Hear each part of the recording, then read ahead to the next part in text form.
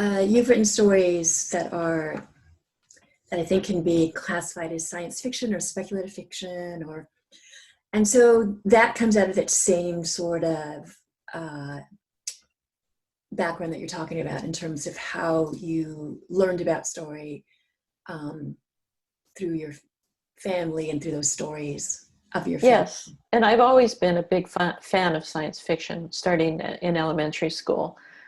We had a library in our elementary school, and there was a shelf of books about that were classified as science fiction. I started at one end and read all the way to the other end of that shelf.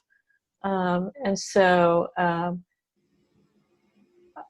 I think, like many women who write science fiction or fantasy, we were looking for ourselves in those stories, and often it was just guys, right? So you were always happy if there was a woman in the story, much less a woman author. So like others, I have sought out those stories and sought out the hero who looks like me. And of course, people of color, and that's just now coming into more of a spotlight, the notion of indigenous futurisms, that we will be in the future too. It won't just be white guys from the Midwest. There will be all kinds of people in the future. And I have to say that African Americans are way ahead of Latinx in that regard, in terms of really cultivating stories of the future and fantasy and music and literature that just takes that as a given and has just gone ahead and gone forward with those stories. So do you think that's related to your earlier point that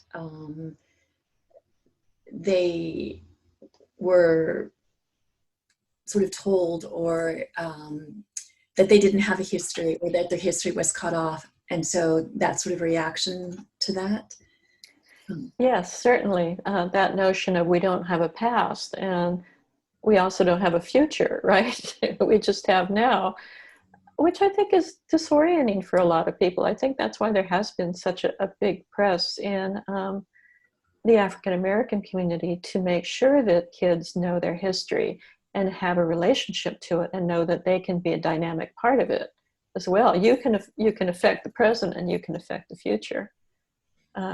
We can't do that much about the past that I know of, but this notion of, I think I'd like to see a lot more of that in the Latinx community. I do see people taking a lot of the old symbols and repurposing them, which is great. And so,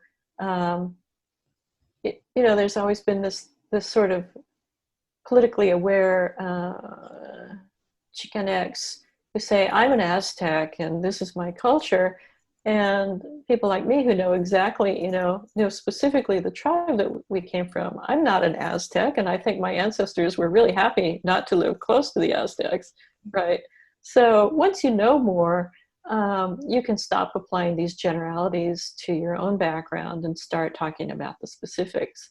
And then you can start talking about the future as well.